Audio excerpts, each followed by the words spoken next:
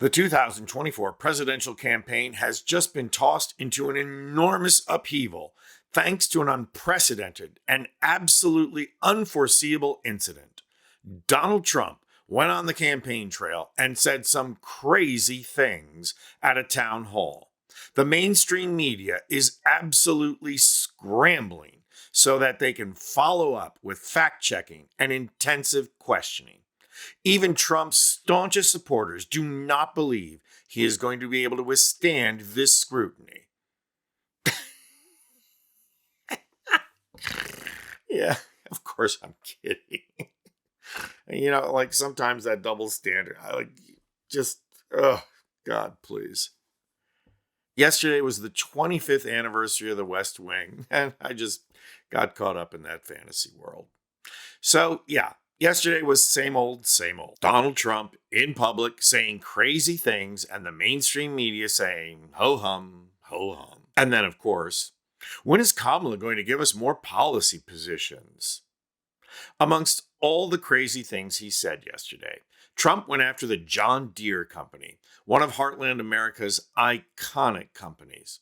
Along with International Harvester, Alice Chalmers, and Ford, John Deere manufactured tractors that American farmers depended on to make a living growing food for the world. But of those tractor companies, only John Deere survived. Obviously, Ford did too, but that's because it's got an entire automotive manufacturing base from which it can survive. Tim Walz's 1979 International Harvester Scout is such a collector's item precisely because the company went under. And now Trump, who has all the intellectual grasp of economics as your average sixth grader, is proposing to kill off John Deere. We all know Trump will say anything to any crowd. He's currently trying to win back women with this totally creepy line. You will be protected, and I will be your protector. Women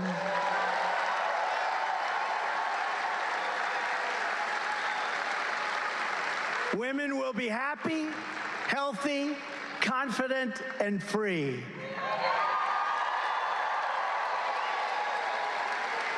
You will no longer be thinking about abortion. It's all they talk about, abortion.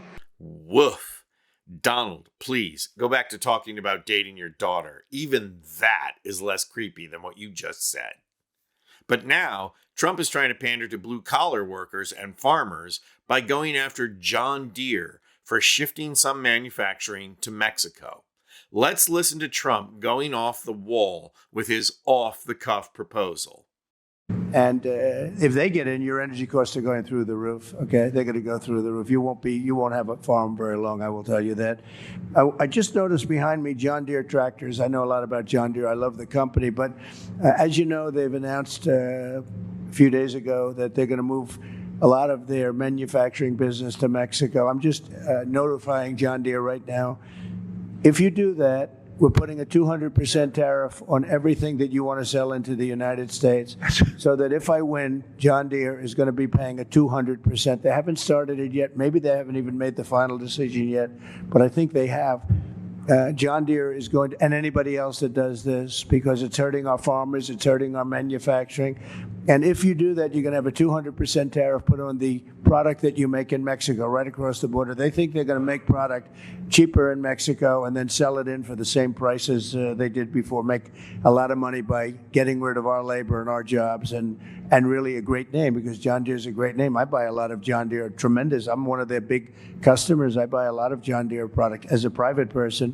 But if they're going to do that, we're going to put a 200% tariff on everything that they want to send back into the United States, which means one of two things. Our country is going to make a lot of money, or they're not going to build, they're not going to open, and or they're going to sell it to another country. They're entitled to do that.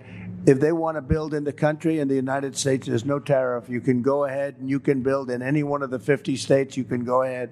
But if they don't want to do that, we're going to put a 200% tariff on John Deere.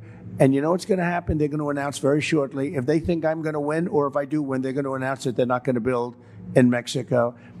Now, at this point, I'm sure Trump's staff is grateful that he said 200% instead of 211%.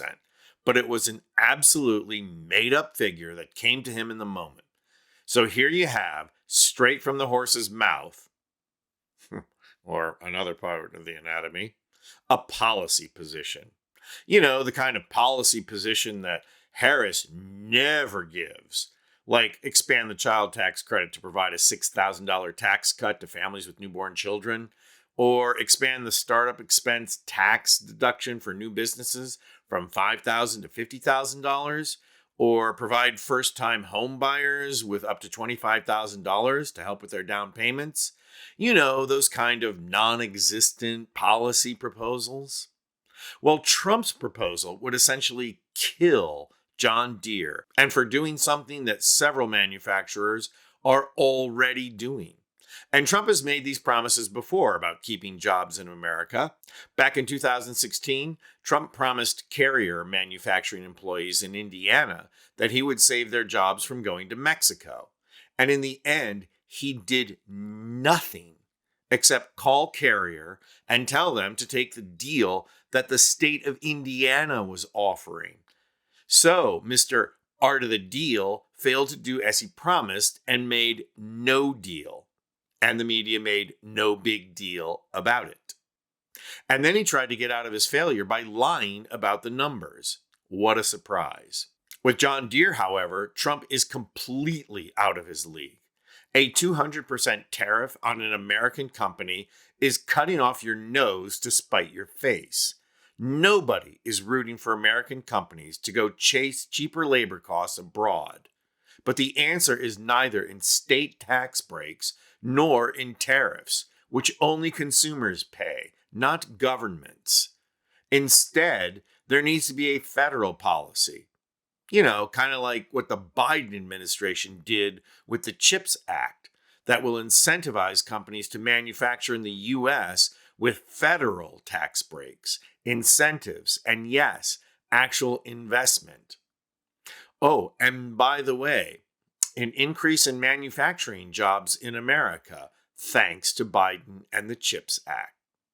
So now, the question the media need to ask Trump, but they won't, is whether Carrier is going to get a 200% tariff. And what about Ford and Chrysler? They all manufacture in Mexico. Are they going to pay the 200% tariff? Are the media going to press him on that? Well, that's highly doubtful. But I know just the man who is up to the job, the owner of a 1979 International Harvester Scout, Tim Waltz. Tim, this crazy man just called for a maximum blitz.